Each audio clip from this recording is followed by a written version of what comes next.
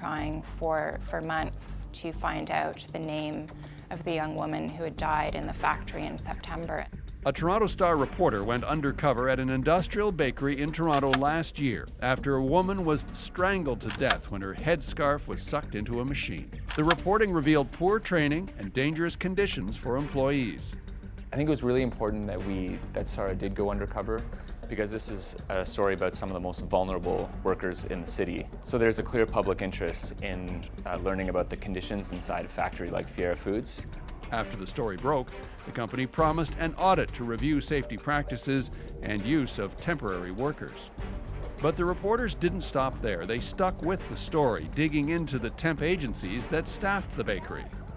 What they found were a series of fly-by-night operations. Many were under investigation by the Canada Revenue Agency and owed huge sums in Workplace Safety Board fines. Others were little more than P.O. boxes with no real office. And that promised safety audit? The company, Fiera Foods, refuses to talk about it. It all raises serious questions about accountability and shows what can be gained by following up on an investigative story. Sarah Mojahedzadeh was on that story for The Star. And Sarah joins us now. So you went undercover. Why did you feel that there was more to the story that required going to these lengths? Well, after the initial investigation, we did see some sort of immediate results. The company committed to this audit.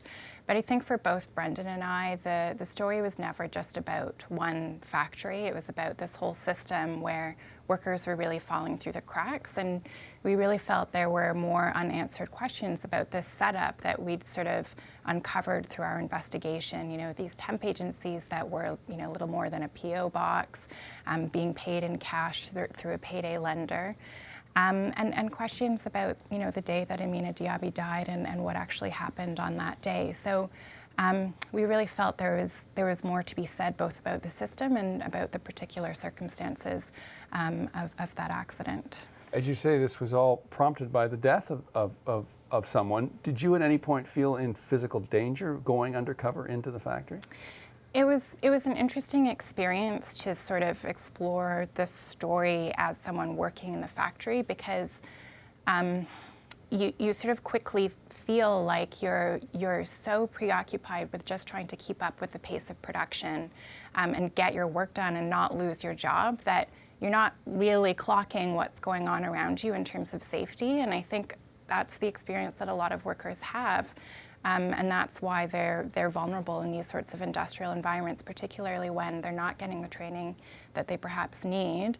They may not speak English as a first language. They may not be aware of their rights. And as a temp agency worker, you can be dismissed, you know, at a minute's notice. So you're not really empowered to say, you know, I don't feel comfortable doing this and I don't feel safe. And at the same time, you were juggling the fact that you're a journalist and you were there to do another job on top of that. Yeah, and that was a difficult role to balance, sort of as a journalist, but also as a person who was getting to know the women I was working with and forming relationships with them. I mean, it was hard. It was hard to not be transparent about why I was there, but I really tried to just observe what was going on around me rather than, you know, force anyone into talking to me or revealing too much about themselves. I just tried to let it sort of unfold around me and watch the dynamics of what was happening.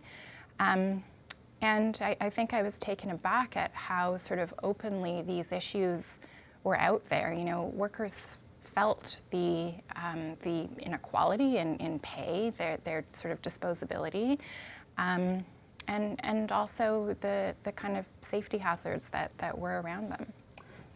As you've said, that this was the follow-on to another story.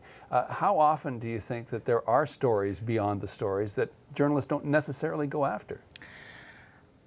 I think all of the time, and I mean, I think it's really worth digging into, you know, that little news story that's, you know, 500 words in the paper. So often there's something behind that. There's a story behind that.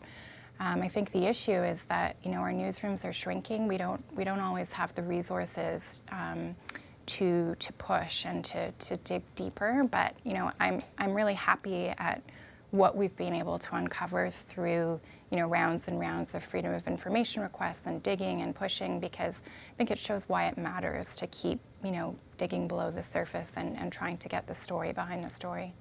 Thanks for telling us your story, Sarah. Thank you.